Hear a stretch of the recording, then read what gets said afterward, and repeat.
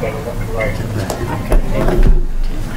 right, we good, Patrick? All right, this is CROA Board Workshop for August 21st, Monday night, and the time is 5:06. I've got Leonard Timms on the on FaceTime, except I don't see his face, and I'll reopen this. Is there any public comment? Seeing none, then we'll close the public comment period. We'll call the meeting to order. Our first order of business is Community Standards Compliance Analysis presentation. I believe, Gary, you were going to present that. Hey, Jack, can I? Well, I'm trying to get it. I'm having some technical difficulties. Is there any way you can do the second item, or the item where Leonard is proposing a standard procedure for the appeals meeting? Yeah. And we come back to this? Yeah, there's Leonard sideways. Let me see if we can get larger. Oh. There you go. There you go. I'm in the car, man. And you're driving and talking. Let me think what's wrong with that. So we're going to put this back on my lap here in a second. All right, well, Leonard, we're going to skip over the first item. Pull over. Yeah, it's pull over. And we're going to discuss identifying a consistent procedure for waiving fines at appeals meetings. And that was your issue that you talked to me the other day. So do you want to start that off? Yes. I can give you kind of the off the top of my head version of that. Okay. So I will pull over for.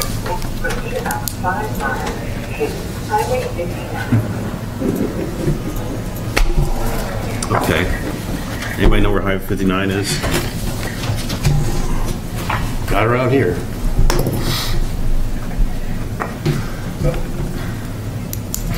There's nowhere to pull over. There's nowhere to pull over yet. Well, are we ready for one?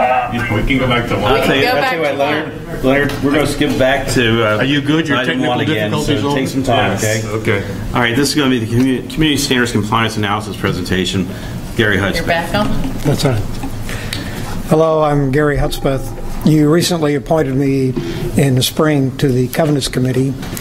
I was curious, after Celebration just celebrated its 20th anniversary last November, how the community is holding up as far as community standards are.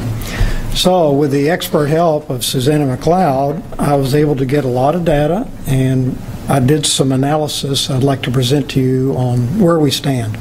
Okay. Conclusions to follow. If you want to look at your paper slide or the electronic version here, the analysis I did should provide data for CROA goal number 7, ensure community standards are met, as well as community standard goal number 2, I should say. This is based on an analysis of the community violations over a period from June 2008 to June 2017. All these minutes of meetings here. And it should answer the following questions. Is Celebration falling behind, or is it compliant as the community matures? And I was also able to discover where the violations are.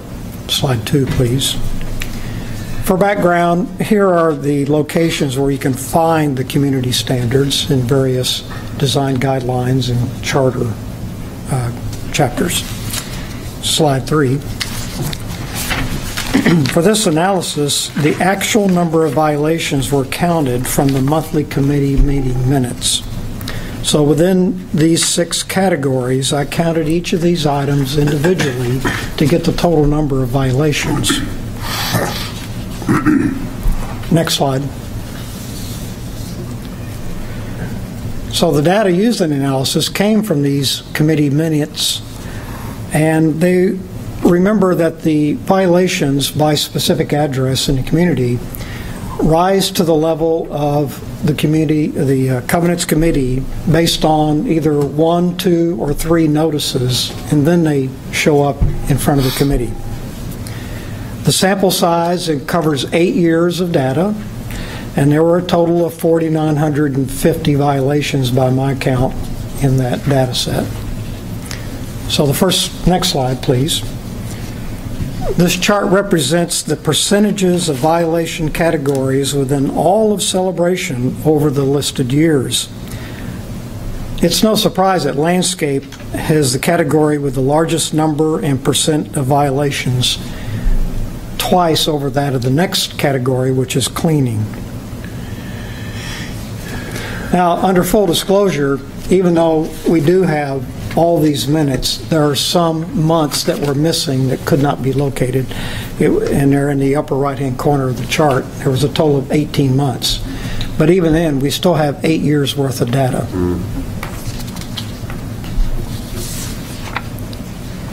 Next slide, please. Now, this chart represents the percent of violation categories presented by year to show any improvements or degradation over time. Notice the tall blue, dark blue line that represents landscape. From right to left, there appears to be an improvement in landscape violations. In other words, the blue line is getting a little smaller. I would say in the early days of Celebration, when the community was half as old as it is today, cleaning, painting, and repairs were less of a factor in covenants violations. Therefore, the landscape violations stood out as a higher percentage. And if you look carefully, you'll see that cleaning and painting, those violations have increased in the late years. Makes sense. Which stands to reason as the community ages. Older buildings, yeah. Yeah. Next slide. So here are the actual number of violations. Remember, there were a total of 4,950. There was a community-wide inspection conducted at the end of 2011 through all of 2012 when every home in Celebration was inspected, and that created a large number of violations during those years, the high points on the graph. There was a cleanup effort held in 2014 and 2015, but that information wasn't included in the minutes for the Covenants Committee. I have a feeling that they were handled individually through emails and letters, and they didn't rise to the level of the Covenants Committee. And then finally, if you'll see for 2015, that's very small because only half a year of data is there through June. As the year goes on, that will get a little bit higher, probably closer to the last 2 years. Next slide. This represents the spaghetti chart, as I call it. The percent of Celebration homes reviewed at the Covenants Committee meetings as a 10-month rolling average. In other words, put your finger on any point on that chart, and that represents the percent of Celebration homes reviewed as a sum of the previous 10 months. So after reviewing the large total number of violations over 8 years, the good news is that these violations represent an average of 6.1% of all the Celebration homes per year. So over 8 years, an average of about 133 homes rose to the level of appearance at the Covenants Committee meetings. So all those little lines at the bottom average out to 6.1%, or 133 homes on average. I want you to realize that I didn't include the condos because they have their own landscape and service areas that they pay into. So the total number of homes is 2,174 based on counting this on the website. Individual homes, not condos. Also, Spring Lake wasn't counted because it hasn't been under the purview of the rotating inspection yet, and it's still under construction. You Yes. take a question at this point? Yes, anytime. Just on this slide right here, the 6.1% includes the aberrant year of 2012? No, or it does not. That's excludes. yes, it excludes it. That's my next sentence. Oh, It excludes the community-wide inspection conducted in 2011 and 2012 when every home was looked at. Right. And that's the yellow line that's way up there at the top of the chart, Right. and the right-hand side of the blue Let me line. try and call you back at FaceTime. Okay. And So if that- we take that out, then it's yeah. 6.1. If you take that out, because every home is Yeah, yeah, inspected, and they all came before the Covenants Committee, Skews the data. it's an outlier, Correct. you might say. Perfect. Yeah. We were missing some data for 2014, and that's why, if you look at carefully at 2014, there's no line for that. It just doesn't, it's not there. The rolling average wouldn't All work. right, so the rolling average for 10-month average is 133 homes per year, rise to the level of Covenants Committee in review. Now we'll go to the next slide. This represents the number and percent of total Celebration homes receiving a first notice or an email concerning a covenants violation. That was not part of the previous chart. This is separate data. So we only have data over the last 3 years. The blue represents the actual percent of Celebration homes that were sent a first letter notice or email, and we only have halfway through 2017. So the red part of 2017 is a projection based on a historical average of about 105 letters are sent or emails every month. So the projection for 2017 is closer to what you see for 2016. This data comes from your monthly board meetings. You might recognize this page. It comes right off the top of the charts that you get every month. So the analysis here is at an average of 57.9%, or let's round it off to 58%, of Celebration homes receive a first notice email or letter of a covenants violation. In other words, an average of up to 1,258 homes a year get a letter or an email. That 58% of homes per year is a significant non-compliance issue. Just a question. I mean, Yes. Certainly a lot of those are same home getting letters, so. Is it repeat? How many letters? multiple letters are being sent? I don't think it's as many as you think, because it comes from your data, and after you receive a first notice, then 30 days later you get a second notice or a third. I'm only counting first notices. Oh. So it's actually probably very few homes get a second first notice per year. Yeah. Carrie, for first notices, does that include the email notice? The Yes. courtesy email? It's So either an email or a letter, because they're broken out separately on your monthly board reports as a first notice. Okay. And I don't think there's much duplication there, because if you do have another violation, you're going to get a second notice. Not necessarily. Well, if it's a different item, you're going to get another. You could. Yeah. Could. I will tell you, we don't have that data. Sure, Adrian.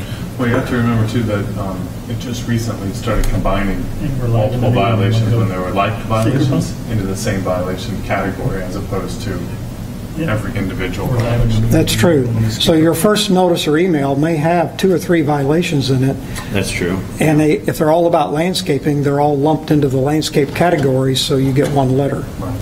May have 1, may have 3 violations regarding landscape.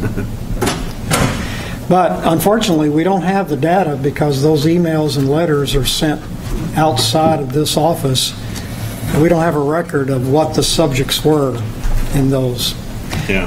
However, I would assume that since if you remember the chart that you saw early, the first chart, it would probably be in the same percentage categories that you saw for landscape, cleaning, repair.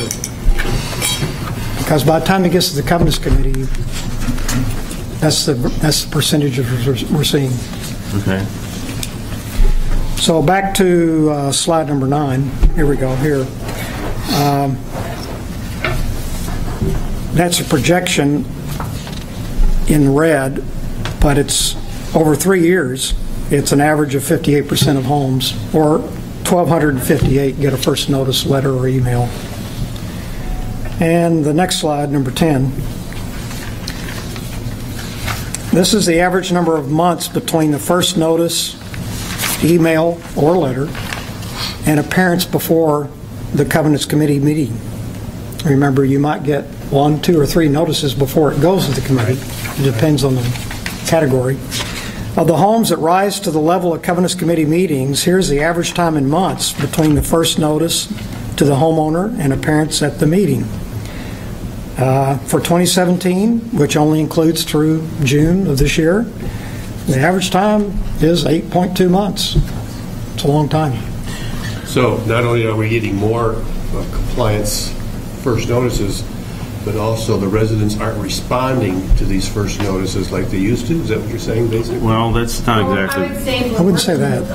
Right, Yeah. because we Well- changed our first letter to allow homeowners just to give us, to provide a schedule of the work. So as soon as they respond and tell us that I plan to do this, you know, I'm coming back in town next week, or whatever it may be, we put that on hold and we work with the homeowner. And correct me, I think part of the issue too is that now the statute says it will come to the board first for approval of finding before it comes to you. So that usually adds another month, a month and a half on it as well. Yes. Right, just Okay. like your, And on the last slide, I'll show you, Tim, that it's a good news story. Don't go there yet. One more variable I think to consider Oh, is yeah. if we are working with somebody and then they stop complying to the timeline that we said, that would increase that timeline also. I don't know how many are affected in this number, but that's something else to consider. Well, it's through 2017, there's been 844 first notices already in the 6 months. So that's how many. including what? The email, the courtesy. Yeah, emails or letters, one or the other. Well, the way I understand it is explained to me, emails are sent for minor violations that can be corrected within a matter of days, and letters are sent for something that may take longer, like painting or a repair job. And last year, one of the goal areas was we had a community standard goal area, improving community appearance all across the board. Right. And I think we had two different tasks within that. One was to make the letter a little bit friendlier and to not give a deadline, not say you have to have it done by this time, but to say give us a timeline of when you can complete it. And then the other one was to make sure that we're being as strict as we can to get things done. So we had those two different goal areas that we focused on last year. But by allowing homeowners to say, we're going to need an additional 3 months, and if they don't do it, that would skew that number a little bit. Yeah, it also. would. Yeah, it would. Yeah. All that's true, but I will say the letters all still give a 30-day notice before you get the next letter. They still say that. Well, that's by statute, I think. Not as of this year, they don't. They don't? Well, you're looking at since 2008, so they're probably, the majority of those say that, but this past year we updated the first letter. So, for instance, 2017 letters wouldn't say Oh, that. well, the ones you gave me in March say 30 days. Okay. Well, Sorry. whatever you look at it. Okay. So I have two summary slides. Okay. The good news story in the long run, the data shows that a percentage of total celebration homes with violations that appear before the Covenants Committee has been stable at 6.1% for the last 8 years, if you discount the community-wide inspection. So an average of about 133 homes per year rise to the level of Covenants Committee meeting. And it's been steady. I would say community standards inspections and the Covenants Committee reviews are key to long-term compliance, and that the community is aging well so far, because we're not getting better, not getting worse, we're just staying the same. Second, Bless you. last slide. Going forward, there could be a non-compliance issue that remains in the short term. We believe that emails and mailed notices, first letters, do work. So based on the last 2.5 years, an average of 89.5% of covenant violations are corrected before they ever get to the Covenants Committee.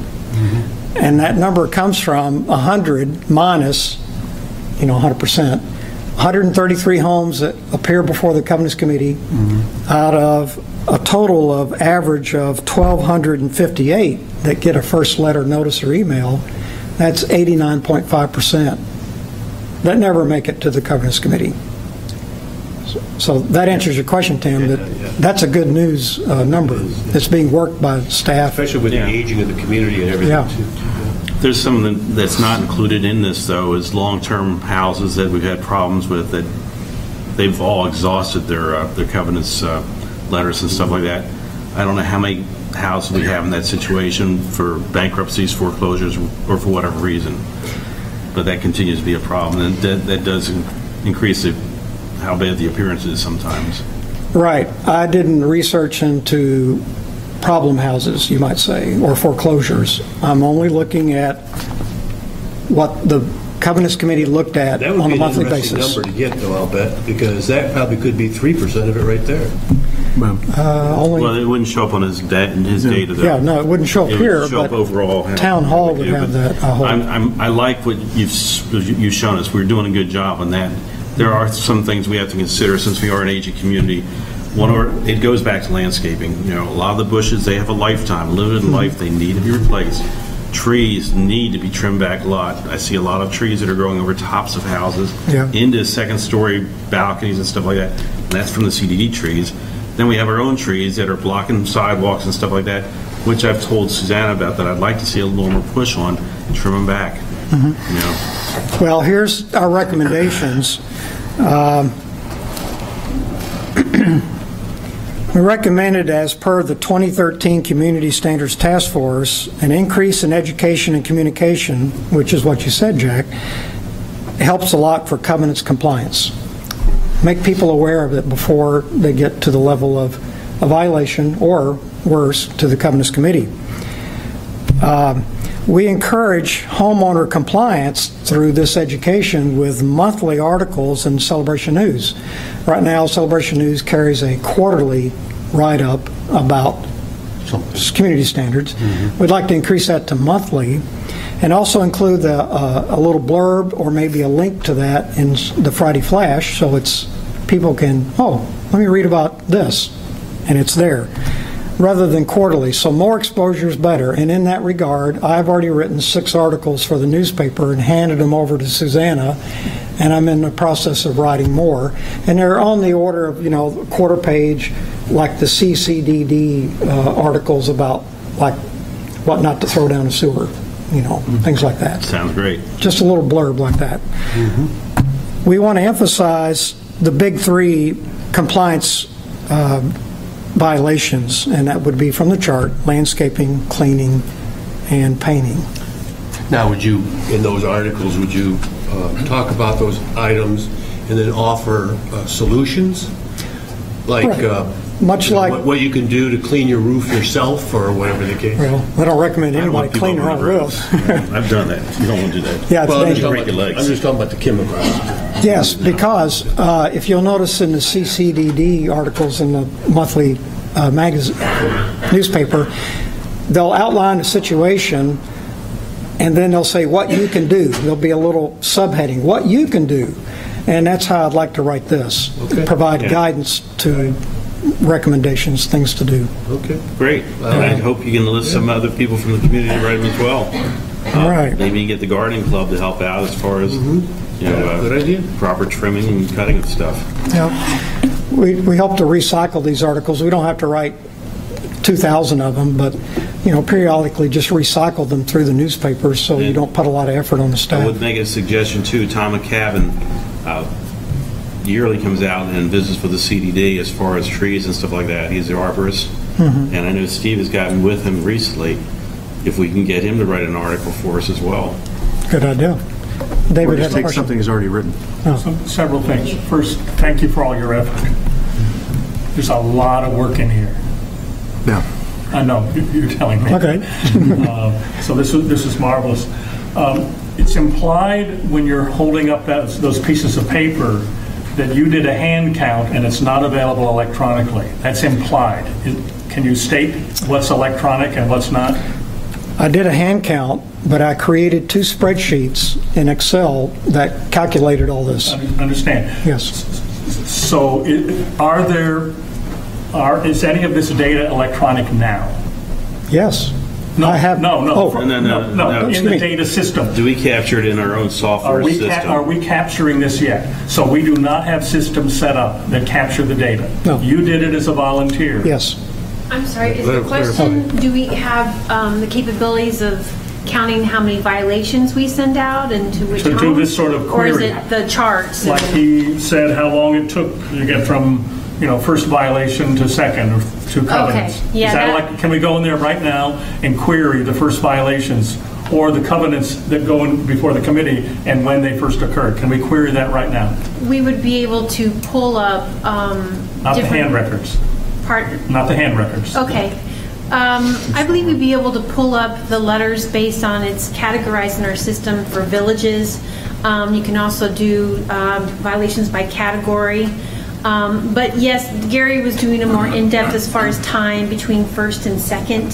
That isn't something that I can pull up that quick. So we have not set that up.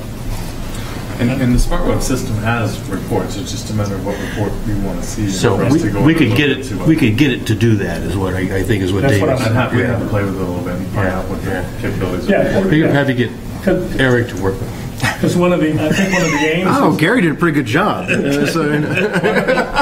One of the aims, I think, would be to be as efficient as we can in our processing. Be able to push a button and get that data. Right, exactly. Right, and to see if something is bubbling differently, like it's not landscaping, but it's something else, that we're on top of that. We could query that.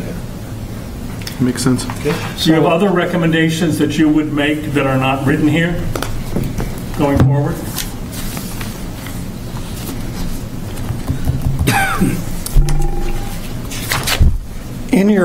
This is Gary talking, Yeah. not the Covenants Committee.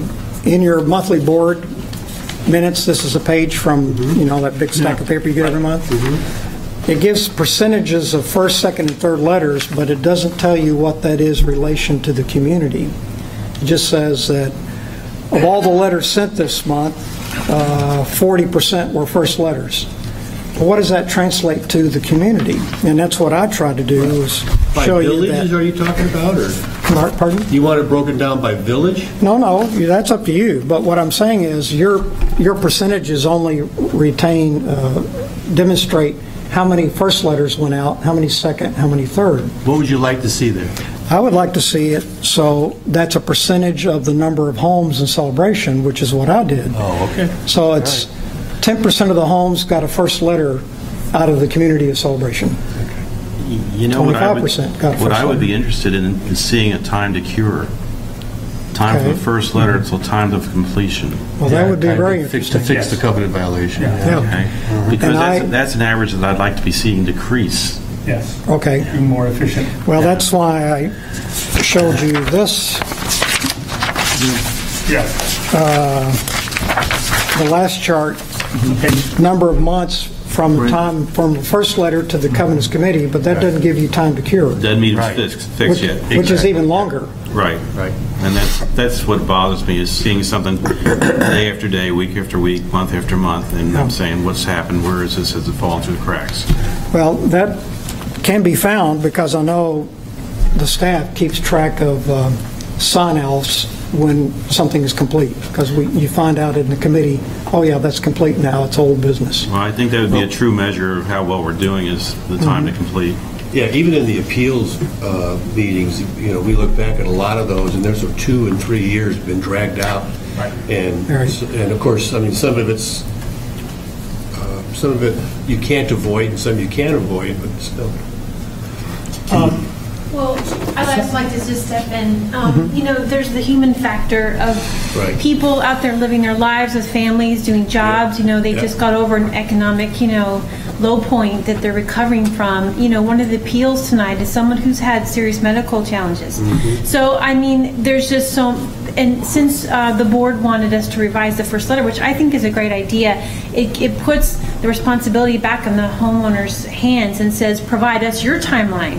We understand you've got a life, but give us the timeline. And so we work with them on that. And then when that timeline comes due, they say, okay, we'll do this within 60 days. If we haven't heard from you, we'll reach out. But if we haven't heard from you and you haven't done anything, well, the process keeps moving. But if you come back and say, okay, I found a contractor, but I can't get him to start right away, well, we work with you again. So there's just that variable with people. But like the board has said, you start off soft, and then once they've committed and it doesn't get done, we kind of come back in stronger at the end.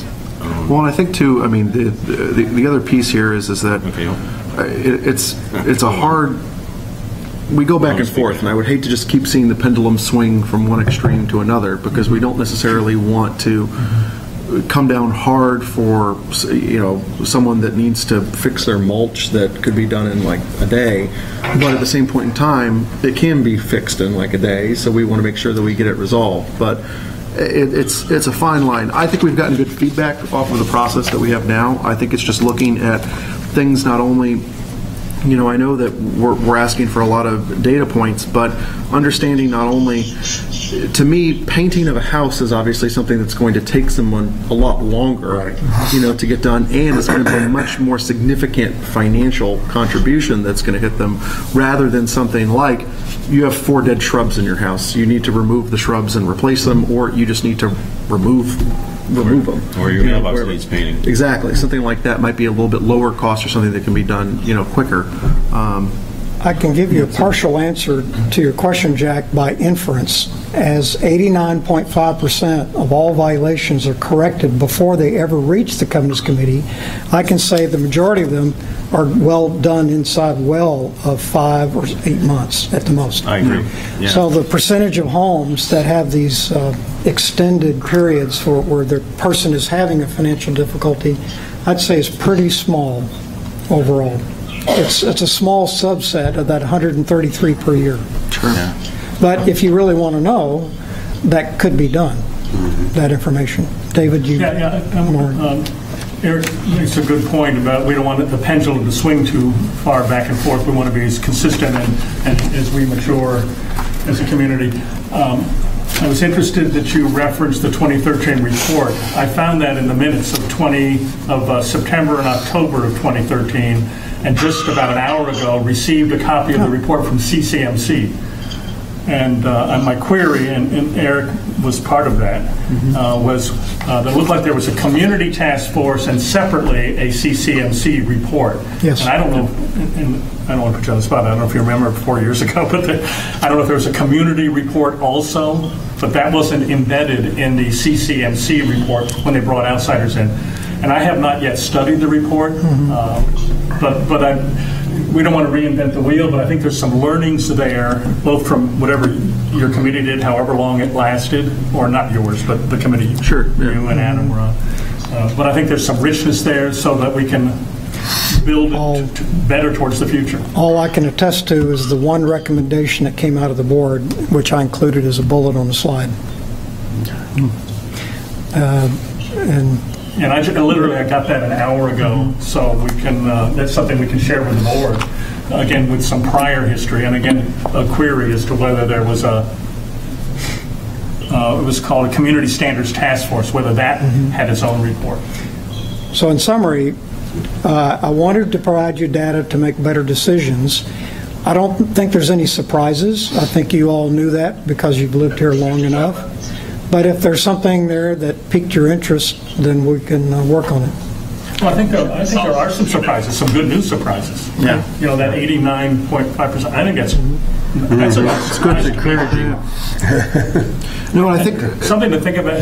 I mean, as you think towards the future, as we do these quarterly community surveys, there might be a question around covenants, around standards. I don't know what the question would be and whether we want to open that up to a community survey. Just be thinking about that if you would. Just what might you want to hear from residents? In the near term, I hope to put in a monthly article in the Celebration News, given space, and we'll see what we can do. I'd love for us to change the perception of covenants as the black hats to somebody that's more of a white hat that's trying to help the people. That we're trying to help ourselves to maintain our community and look better. Yes. It's a cooperative effort, and if one person decides they don't want to help, then it's a black mark for everybody. That's an excellent point. So, I think we need to change that perception. In the last few years. We have, yes. I think that's true. I've seen it. Yeah, since we revamped the letters it's definitely consistent messaging, asking residents to talk to the inspector. If you have questions, stop her and ask her questions. It is the white hat trying to help and educate. And that was one of the two findings from that community. We did do something. No, you had one of the findings cited. One of the objections was a perception that the current process lacked consistency in enforcement. Okay. Well, thank you very much, Gary. I appreciate it. Yeah, good job. Thanks. That's what he said before we bought. And now we expect to see monthly updates on this. Okay. All right. The next item is discuss identifying a consistent procedure for waiving fines in appeals meeting. And I'm going to defer to Leonard to open up the discussion on that.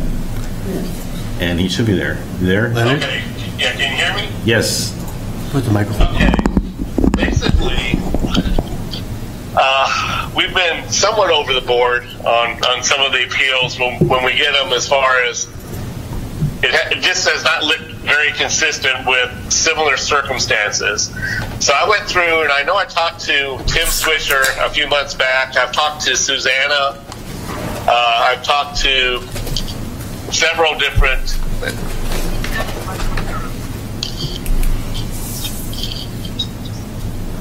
Leonard, did we lose him? I'm sorry. We're this funny five people coming into the same intersection type thing here with my wife. If she's driving, I'm like, uh-oh. Anyway, so I went through, I know I talked to Tim, I talked to Susanna, I talked to Susan, and various people.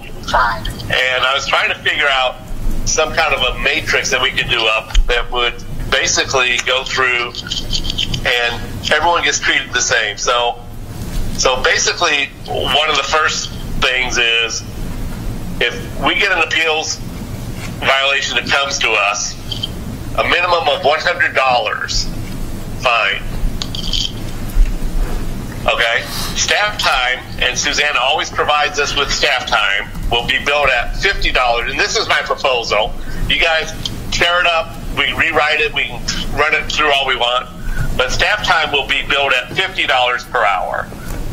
And will be assessed and collected. So if we have 8 hours of staff time on something, no matter what else there is, we have a minimum of 8 times 50, which is $400. Absent a CROA mistake, and that also a CROA mistake, it would be a CCMC mistake also, the fine will never be reduced to zero. That goes back up to that $100 minimum we have. If we've made some kind of mistake, the CCMC has made something and they didn't communicate clearly or things like that, then we might consider going to zero on it. Clear communication by the owner will be rewarded in the final. Now we're going to have some minimums, but when you're bringing something down off of $5,000, and I don't have a definite. I tended to come through and try to just do minimums. In other words, yeah, we're going to reward clear communication. Non-communication and abusive communication, no reduction. As far as that part, I mean, if we're getting a lot of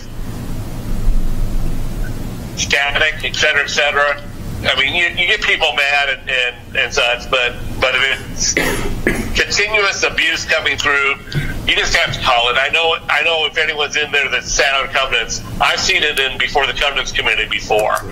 A few people just get somewhat abusive, and the covenants committee always treats them very graciously, and we go forward. So then Susanna also has divided things up for us pretty much whenever we ask her, was that a large item or a small item? And most of the large items are all eyesore items also. So my proposal that any eyesore item has a minimum fine of $500. So if it's an eyesore item and we only had 2 hours of staff time on it or 3 hours, but it lasted a period of 8 or 9 months, minimum of $500. Small items that are not an eyesore have no minimum. And then, I'm sorry, I'm down to the bottom of my notes that I took, and I had this drawn out when I talked to Jack the other day. We just ran through some of the things and practiced on the appeals that's coming up tonight, just as far as how will that apply across. I think there's 3 cases to be appealed tonight on covenants. Basically, that would give us some basis of minimums and multiple. If you get multiple eyesore items, communication, but multiple eyesore items, then we even if they have constant communication, we still may have a minimum in there somewhere. I'm up for all kinds of suggestions within this paradigm. That's a large part. If you want to ask me any questions, and if you've got something out of your head from a while back, we had something that was like blah blah blah. I'll be glad to apply everything I have in my head to that. I just don't have my notes here in front of me. So a while back, they're actually on my desk in celebration, but the eclipse today was great. So So a while back, we had a process in which we tried to do this previously, and the challenge that we had with a fixed dollar amount is that there was sometimes where the fixed dollar amount, and this is going to be changed based on some of the statutes, was very close in some cases to what the fine actually would have been anyway. So we really weren't giving any sort of grace at that point in time. There were also times where we had someone that came in with either a personal or financial hardship that we really did look at it, and they may have been communicating heavily with staff, and it might have been something relatively silly like a mailbox or something like that, but it adds up over a period of time. And we get to the point where do we want to make sure that we have someone that's gone through a financial hardship and maybe has completed 90% of their items, but there's that one outstanding mailbox or something like that, and then still hit them with a $500 fine? I almost see it as more of a percentage base rather than a fixed fee. Okay, let me address that under what I've said, because you cued me to a few things that we haven't talked about. One would be any hardship waiver, but I am less likely to want to use hardship waivers just in general, because one person's hardship may be that, gosh, I really can't paint my house because I really love to stay at 5-star hotels instead of 3-star hotels. So it's not in my budget to paint my house this year. So, when someone brings a financial hardship to me, I have a hard time with that, just in general. But Eric said two different. That was Eric, right? That was me. So that was two different things I heard you say. One was the cooperation, and I said, okay, we can cooperate all the time, but even the people that have cooperated and been very forthcoming, we've always hit them with the minimum of staff time hours out there past that initial fining point. And Suzanne always provides that to us. The multiple inspections they have to go out and do to re-inspect and re-contact over and over just starts eating up our staff hours.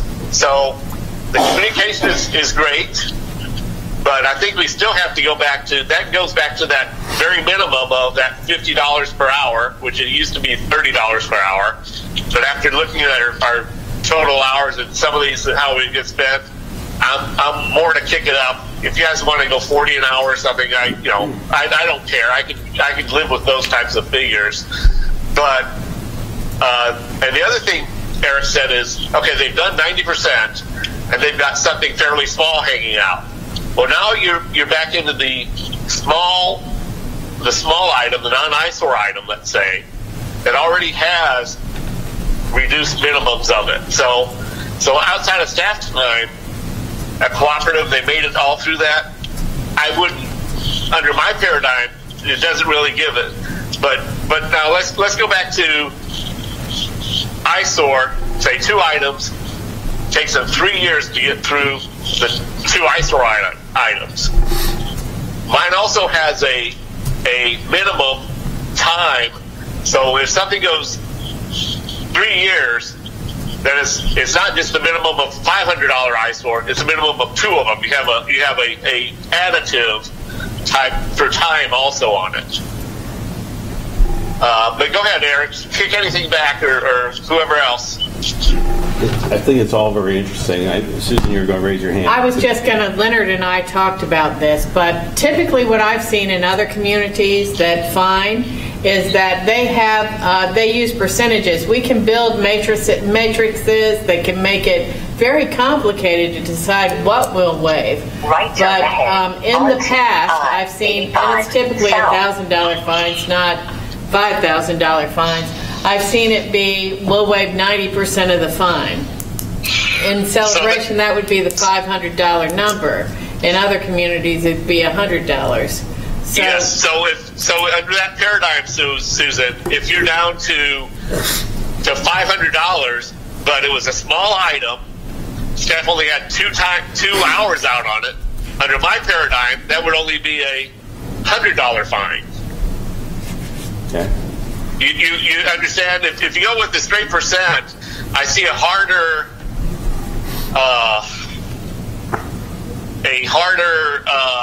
result, let's say, as you're coming off of that total $5,000 fine if it made it that long, down to $5,000.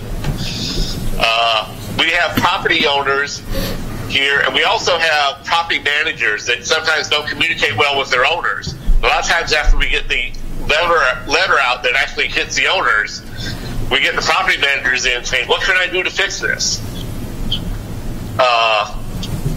So I hate to slap people too hard, but Jack and I talked about things to do with property managers also as it comes forward. And I don't know if there's any, if we did that as far as, yeah, we had communication, but it wasn't from the owner directly. So that's a lesser communication. I don't know whether we want to get into those fine things. Well, Leonard, I tell you what, you've got some good ideas. Why can you draw this up as a matrix so we can see it on paper, and then we can add our inputs onto this? I'll be happy. Actually, I'd like to sit with someone else where I'm not having to type stuff. My right arm, my left arm still, if I get it up on the keyboard, is hurting. I'm hurting the disc, basically. I've got a problem on my cervical disc. All right, talk to me next week when you get back, and we'll do some typing. Okay. I just wanted. Does anyone else have any comments on that kind of paradigm at all? Because I'd want to use them all in. And Eric, you always have stuff. No, I think the only thing that I would want to say is that I'm not a very complicated guy. So I kind of want to make sure that no matter what I'm out of here soon anyway, so that's great. I term out, not that I'm excited about that or anything. But the piece of this is that we want to make sure that there's consistency that can be replicated, not just with the folks sitting here, but also with new folks as we move forward that makes sense. And I think whatever it is we need to do, whether it's percentage or a fixed amount or whatever it is, it just obviously has to be consistent. And then, quite frankly, we need to be reminded of that when we get to the actual appeals process itself. The only caution that I would have in some of this is that, do you end up creating the situation where we know that if a homeowner comes in and wants to either abuse the system or try to work it towards their advantage, they come in and just say, well, I know automatically that if I come and show up at this appeals meeting, I'm going to go ahead and I'm going to get results. I'm going to get results. Right. It's kind of like, folks that bid for the airline ticket when they're force bumped. Yeah. You always try to get the maximum amount, and you're going the opposite. It said, well, I know the minimum that they're going to be able can go is 500 on this. So, well, why did you give me 500 and the other guy, 1,500 or something like that? So that we don't, we're not accused of playing favors, but this definitely needs to be more objective than subjective. Right.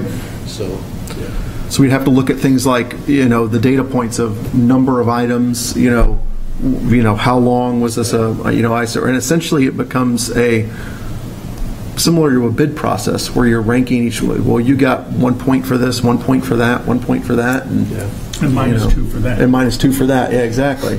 So what I like. This is David. What I like, Leonard, is the idea of having consistency. But what I propose at the outset is that we go back to be very clear with what's the purpose of fining.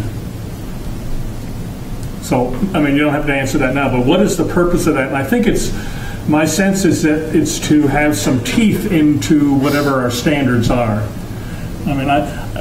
My bias is I would hate to have to fine. I really don't. I personally don't like that. Well, our object has never been to fine, is to get the things fixed. Is to get it fixed. Right. So that's the only reason we do this fining, and it bewilders us that somebody would let something go to such a great level. Right. And for that reason, we need to investigate why it went to that level and whether it's worthy of any relaxation of the fines. Right. Okay? And that's our really only recourse under the statute. Right, So. right. So, I mean, and I think that's probably what I've heard from the board in the past, and then sitting on it is just, we want to be compassionate, but we also need some teeth to maintain some standards. Well, So, I think some philosophical grounding, I think, will be helpful. The very first time I sat on a first finding time, was I came up with in my mind that we need to recover the costs. So, and Susanna doesn't start counting hours until after that third letter, so we're getting to the finding process already. Right. And then the visits and everything, they start counting the hours up there, more or less. And she goes through and gives a good estimate of the number of hours. And I thought, why should the other 4,000 plus homeowners pay for that guy's 8 hours worth of our wasted staff time? So that's why I set a minimum $1 per hour for our staff time. And I'm trying to stay with that across the board. That's important. That's important for us to document as we come up with this. I think that's one of the building blocks, but there's a punitive factor involved as well. And that may be another layer of the blocks. Mm-hmm. Yeah, that is the minimum. The hourly rate is the minimum. David, Eric, anybody, I'd be I mean, we sit down 3 at a time and go through and hear stuff and put it together. I really just would like to get it together because I've seen so much, too much of a disparate treatment in people coming in. Now, I've always tried to get the minimum dollar amount per hour back, but even one time, it was like, oh, they had a hardship, blah blah blah. And I feel for people when they have hardships, but their hardships still should not be costing everyone else in the homeowners association an extra. That first little bit coming forward, you get the letter, second letter, even the third letter. Fine, let's give that away free because there's no way to charge people for it anyway.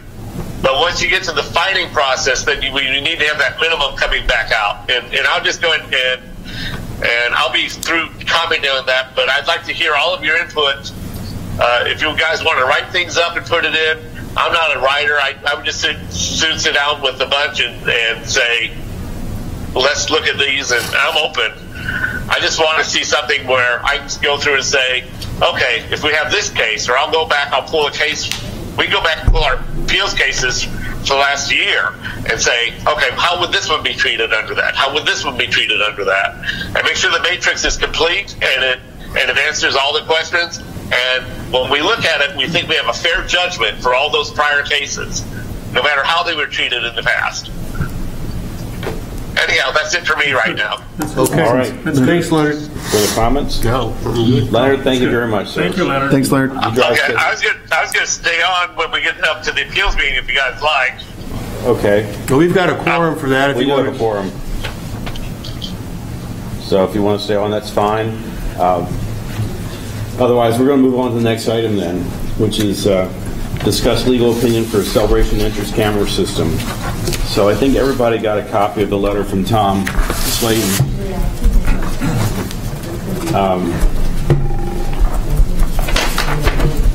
Thanks, Covenants. Thanks, guys. Herb, Gary, thanks very much. All right, so the letter basically from Tom, when I'm looking down through there, it says, therefore, CROA should only place signs with the cameras that they are only recording and not being actively monitored, which kind of makes me wonder what we're putting the cameras here for then. Well, I think, so we have a bit of a challenge. So one of the things is that, sorry, I'm pulling up his legal opinion. One of the things that we have to look at is there's a difference between, I think, an entrance and exit camera and a asset camera. So like something that we have at a pool or a park or a playground or something like that. They're serving two very different purposes at that point in time. One is protection of assets. The other is, serving kind of for protection of assets, but more to be used for forensic use. I don't see a challenge in, putting up a sign that says, Tom said, that it's not actively monitored. Mm-hmm. You can go words either way with that. You can very easily put up a sign that states, video recording, may be taking place or something like that, or you may be recorded or something like that. Because you can flip it on the other side. Instead of saying not actively monitored, you could very easily say, maybe something, if you wanted to do that, rather than just saying direct no, because there is the chance that it could be monitored at some point in time, when you look at something like that. And, I think that, when we get into wanting to make sure that we're protecting the association, I think that we need to also take Tom's statement in, not only for the entrance camera system, but we already deployed cameras. I mean, this isn't something new in our community either. I mean, we have them at existing assets. So some of the other ideas that he had, like on making sure that we had, a records access policy, making sure that all these things are in place, I think we need to do that regardless of what we do as far as an entrance camera system. We need to get that stuff in place. So, and I don't know, did he send the other stuff over yet? No, I think what he was asking was if you wanted him to draw up some examples of some rules or regulations. Are we on Larson Prime yet? I don't want to pay for that. Other communities that had addressed the security camera term. Video camera. Well, I took it as he could put the draft, he could develop the draft set of rules, and it says, please let me know if the board would like to see a draft set of rules on video based on the assumption that all cameras are recorded. I don't think he was saying he's going to go grab them. Yeah. Okay. He was going to put something together. You want to engage in. Well, how do you think, Larry? I mean, do you want to go for that? I think we got to have it whether or not we do. I think that's separate completely from the entrance camera system, because we got to do that today. Yeah. Because we already have. We have it in the dog park. We have it everywhere. Yeah. At almost every single CROA asset that we have cameras. Term those as security cameras, though? I don't believe so. I mean, I think going back in the minutes, you have to look and see what they were. We also don't advertise that we have all those cameras everywhere. We don't have signs up that say you're being video recorded. That's what Eric's talking about. Yeah. That's a big part of the difference right there. Yeah. I don't know Florida law if we're required to have signage for if you're being recorded or not. No, it depends state by state. But it also depends if the camera's recording audio or not. Because that falls under a different statute. Well, those are some of the questions we need to get answered. Yeah. And if we're already using cameras and we should have some kind of disclaimers out there, we need to get that done ASAP. Well, I think the cameras that we currently have in existence are there for, we are able to look up and monitor what's happening. But they're not being monitored. Well, we have them on the monitor behind the front desk. So that's a live feed? Yeah, they always know when I walk into this building. It's a live feed? Yeah, and it's stationary. So it's a difference between that and a camera that's taking pictures of license plates that can enter and exit the community. Yeah, I think specific to the entrance camera system, one of the things that was mentioned, Tom had mentioned as far as not worrying about retaining, like for records access, retaining the actual video file itself for 7 years. But in this case, with the entrance camera system, we would actually have a written record at that point in time, because the system generates a database. Yeah, it does. Yeah. That's what it's doing with capturing all the license plates. Yeah. All those numbers go somewhere. That's how you got to look them up. Yeah. So they're all going into a database. Now, it's no big deal to store that for 7 years. I mean, that's just text. But the video itself, we won't keep for 30 days. Right. Yeah. The video file itself, and what I would say the contextual image, so the still image that it takes as part of that system, I would say we only retain that for 30 days. But that's another thing that we can talk to the vendor about too. Yeah. Whoever we'd want to go with, because it might be something as, oh, you want to hold that for 7 years? Okay, fine. That's going to be another $100 of storage. Even if it were 90 days or whatever. You can copy that portion of it and save it as a file anyway. Sure, yeah. But if we're doing that, and I think the difference too in the most recent system that we've looked at, we're not looking at paying someone to host that for us. We're looking at we'd have it here. So if it's just a simple storage issue at that point in time, you just add more storage. Storage is not very expensive now like it used to be to add some of the stuff. But I think that when we get into questions like that for the actual video file, that's a question that we just get into with the vendor. I have a question for you, Eric. You showed us diagrams of where the cameras would be. These would be facing rear towards the license plates, and they wouldn't be facing to the front of the cars, would they? Correct. Well, there'd actually be several cameras at every intersection, so that you capture them going in and coming out. You capture the vehicle going in and going out, but the lane of travel that it's covering, the way that we have the system designed today, would only capture the rear of the vehicle. Right. No matter what it's doing. So the contextual image, when I say contextual image, it's capturing what the look of the vehicle is. Because one of the common things is that if it really is a stolen vehicle, it could be a stolen license plate. So someone puts a different license plate on a different car, you want to know, okay, well, is that the car that came in and out? That sort of thing. Or tapes over the license plate. Well, but although Jerry talked about having cameras that would be possible to also take a picture of the driver. So. And we can Maybe like a couple cameras then. Yeah, and you can do that. I know that was one of the things that was expressed from a privacy issue before. To me, it's I'm not sure what they're out and about. It's not like we're putting in my opinion, these are much more out in the open and viewed than even the cameras that we have placed at our existing parks and playgrounds. Well, they'll definitely be viewed. Yeah, they'll definitely be. That's the purpose of them. So that you want people to see them. Yeah, exactly. I think the only difference from the renderings shown that were in the previous proposal versus the most recent one is the newer one doesn't require any sort of a gangtree or an arm to stick out over the lane. It's literally all just physically attached to the pole. So there's nothing.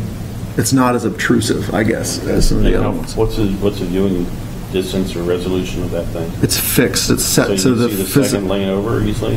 Well, or third lane over? So each camera technically has the ability to record 3 lanes of travel, but what they recommend is that you have a camera per lane of travel, so that if one fails, it can fall over to another lane. So, for instance, if we have 2 lanes of travel, we have 2 cameras, which means that technically, if one fails, the other one can still pick up the other lane of travel while the other one gets fixed. But the primary focus is on its lane of travel, but it's kind of spills over. Exactly, well, You're talking about lane of travel, are they all mounted on the same pole, this higher height? So the question now, what if you have a truck go by shielding it one lane? That's a problem. What's going to happen? Yep.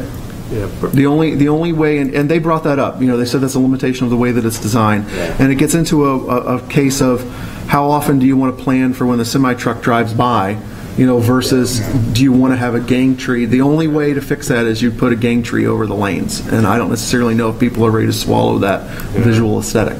Okay. So where do we want to go forward on this? Say it's Tom to come up with a draft set of I think we have to do that either way, from whether we want to do an entrance camera system or not.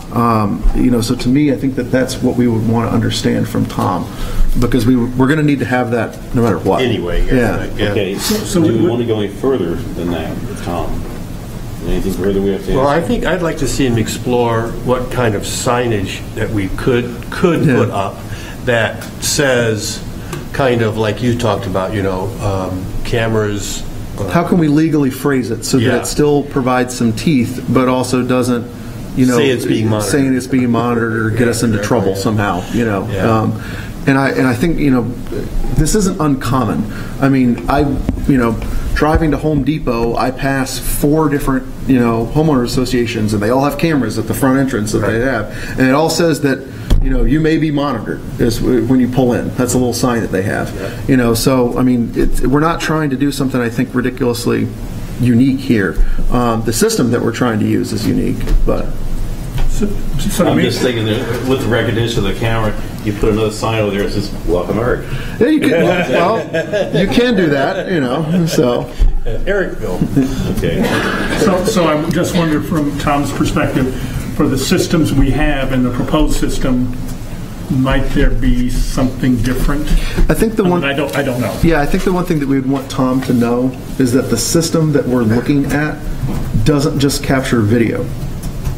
The system that we're looking at does optical character recognition of the license plate. Can you get Tom something? Yeah, we can send him what the system does. We can do that. Because I think the key is that we would have a records issue, in my opinion. We would want to make sure that we get that resolved in some case. Specifically for the camera system that's outside of Tom, I think the only thing that we haven't heard of, and I know we've had some discussions with them, is that right now the whole bid relies on permission from the CDD to mount and to interconnect with the power on the pole. If we can't get those two things, we're kind of out, because the cost of doing those to sync our own poles and to pull our own power is going to be I prohibitive. don't think they'd have an issue with that because it's going to benefit them as well. Sure. So Now we just got to convince them to pay 35% of it. there you go. So, So you want to ask the development district for permission? We got to see if we want to pay for this first. Yeah. We got to figure out if we're going to approve that. I think it's the DOT that approves putting them up, some of them. Does What DOT, You're saying, Eric, does DOT get involved in the approval process for this? Eric is saying no.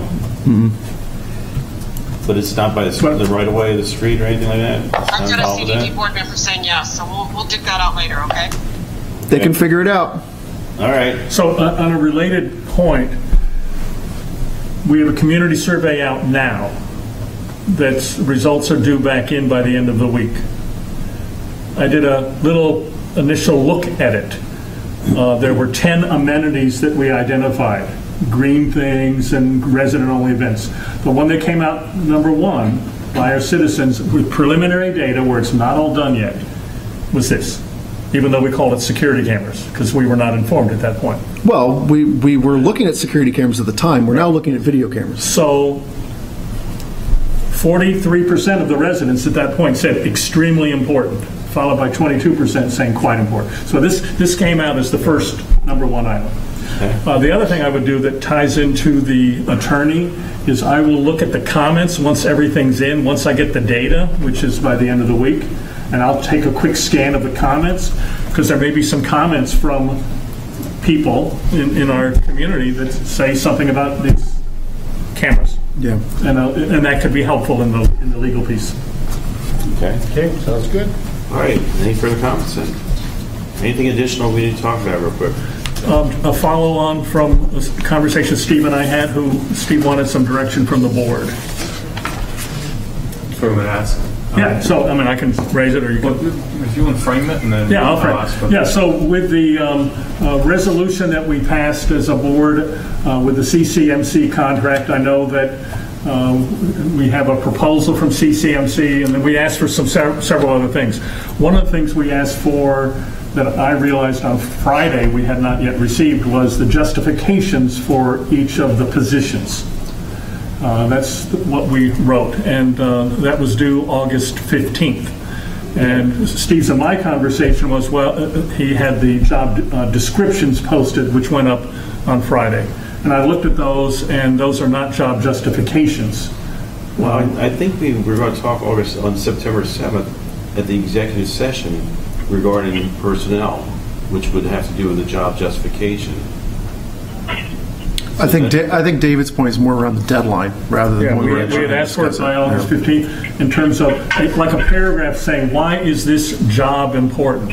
Why do we need, really, why do we need lifeguards? State law says this. Why do we need an expenditure for an executive, any position?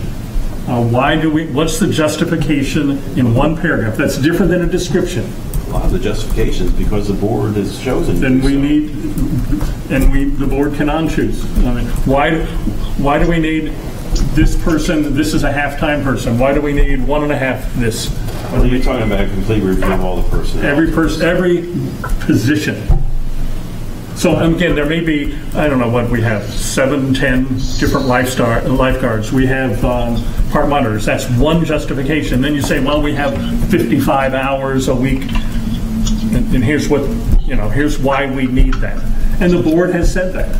And we had in a prior budget workshop with for example, the park monitors, some of the board members were saying, I think we need some more coverage on park monitors. So, but I know it comes back to the board. What does the graphic design person do? Why do we need these various personnel for maintenance? I mean, just what's the justification? Right. Well, and I think that additional clarification that we asked for was that the motion was made as a two-part motion. The first was to get a pricing schema, and to have that pricing schema by the 15th of July. And if that was approved, then there was a second part to the motion and it listed an A through E of additional items to be done by August 15th. So all of these items are really contract-based items, and items that when the division president sent back to you all a draft contract, every one of those items were addressed within that contract. So we were under the assumption that the job justifications portion of this would be addressed in the contract, but also at the September 7th executive session workshop, where we sat down and we could talk to you all. The first part of the morning was closed doors, personnel discussion, so we could sit down and we could have a discussion. Here's, along with that job description, here's what they do, Steve, and here's Steve, why I'm they've sorry, been I don't put know in if those you're positions. done. Let me know when you're done. I have something I'd like to say. So I'm done. All right, Steve's done now. Okay, I'm sorry, Steve's audio is not as good. I really, this is something we requested at a public meeting, and it's information that we wanted to make decisions on, and this is not something that I feel needs to be an executive session. This is something I want to be up and out front in the community about, and I think, I couldn't hear all of David's, but just to let you know that what I got was job descriptions, and what I was looking for, and I think what others were looking for was more data, more information, so we could make decisions for the contract review and process that we're going through. Thanks. So hard to hear. So in summary, I think. Go ahead. Sorry, when Debbie finish, let me know.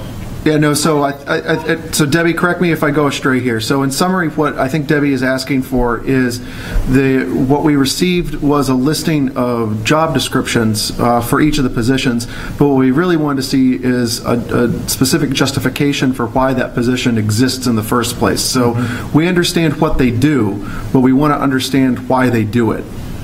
Is that right, Debbie? Or why it's needed. Is that fair?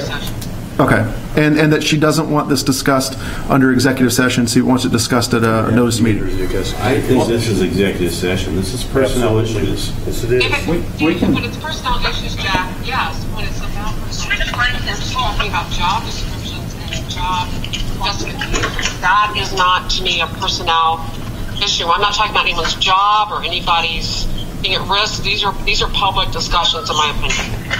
Yeah, I think it's a public discussion. I disagree. And I think the majority of our justification is going to be that these were Let me know all, when I can speak. Okay. these were all positions that have been approved by previous boards throughout the year. So if you're asking me to give you a spreadsheet that lists all the job titles and then tell you why the positions are here, the justification is going to be the purpose of the job, which is written within the job description. If you're asking where does it attach to attach to governing documents? Does it attach to state statute? Do you have to have it? I think the answer is going to be pretty consistent across the board. It's the level of service that's determined by the board of directors. And I think, Steve, if there were questions, all of the board members could have been contacted. This is something we voted on June 22nd. So I think those questions should have been answered a while ago. All right, Debbie, hold on a second. Leonard, it's your turn. Okay. I'm actually going to rush to Steve's defense right now because I believe what you're talking about as far as personnel is an executive decision, is an executive committee portion. Now, if we're talking things like, you know what, I think we don't need any lifeguards at all, then all we have to do is tell Steve, we don't need lifeguards, and the lifeguards are gone. We just put up signs that say no longer lifeguarded at Lakeside, and we're fine for all of that.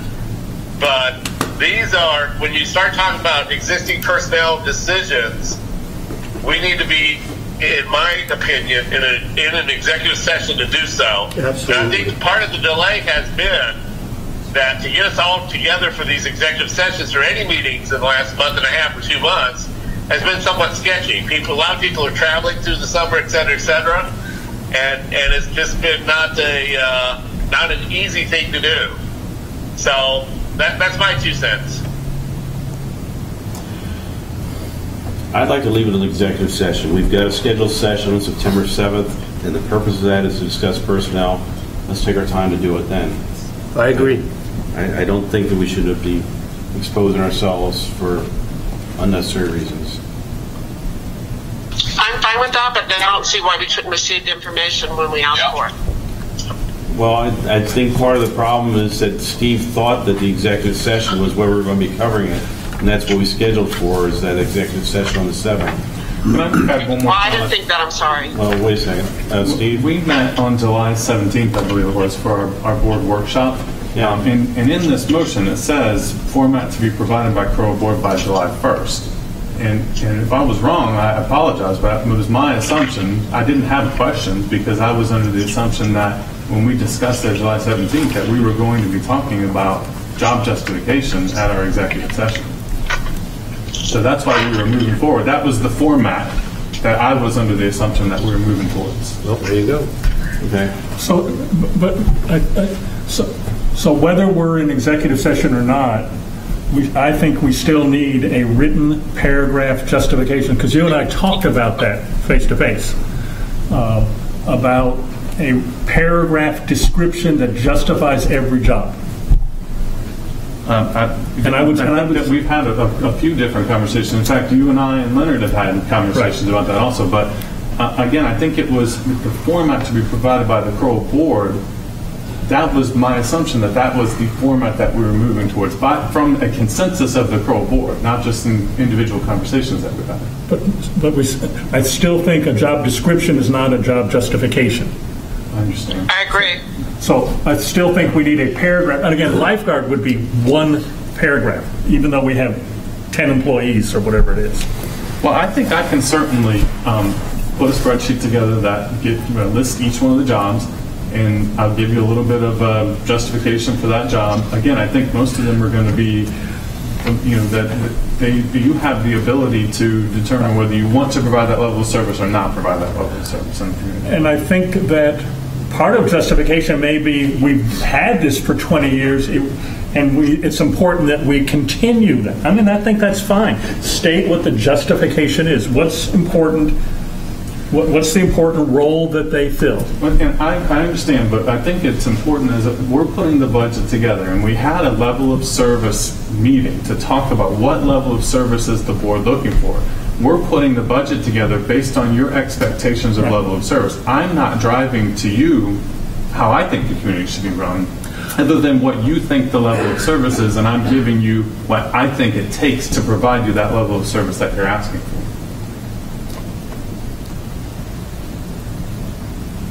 Okay. We are very close to the appeals meeting, so I'd like to ask for adjournment of this meeting, and we re-adjourn in 7 minutes. Appeals. Hold on, Deb. I just wanted to apologize if I caused any concern or any discord for the ribbons being put up for the fallen officers. And also just wanted an update on Solo that we're getting 2,000 boxes from Disney. Thanks. I'm sorry, update on Solo for what? We're getting 10,000 boxes from Disney Community Relations. Thank you. Do you have any information on that? The first item I want to address, when it comes to the ribbons, for anyone watching this video later, I just want to make sure it's understood that we did not lead any initiative from Town Hall, and we did not ask anybody to take ribbons down. I understand there's some pitchforks and torches going on Facebook that are calling for well, I haven't been there today. And for frying me, but I had no say in asking for any ribbons to be removed in the community. So I want to make sure I stated that, Steve. That would be all CDD, yeah. And this is the first I've heard of Disney donating any boxes, so I'm not aware of that. I know that's because we're not having anything to do with it, but I'm just letting you know as a person that reached out to them in the community that we're working with community relations, and thank you. Okay. All right, so now can we adjourn then? We can adjourn. All right, meeting's adjourned. Leonard, you still there? Leonard's gone. Leonard's gone. What time did the ARC meeting start? I have an application that is slated for review. It starts Leonard, you there? at 6 o'clock. Yes, sir. Head on mute so you're not hearing all the side conversations. Okay. In the middle season. Anyway, so let me call you back in about 5 minutes because I'm going to get up and go to the restroom. Yes, sir. He doesn't need to be. Eric, I can have her text me when you're getting close. Okay, I'll just. Yeah, I don't want to screw them All up. right. You know, All right, just talk to you later. What she said, she put it in the middle, and then if you're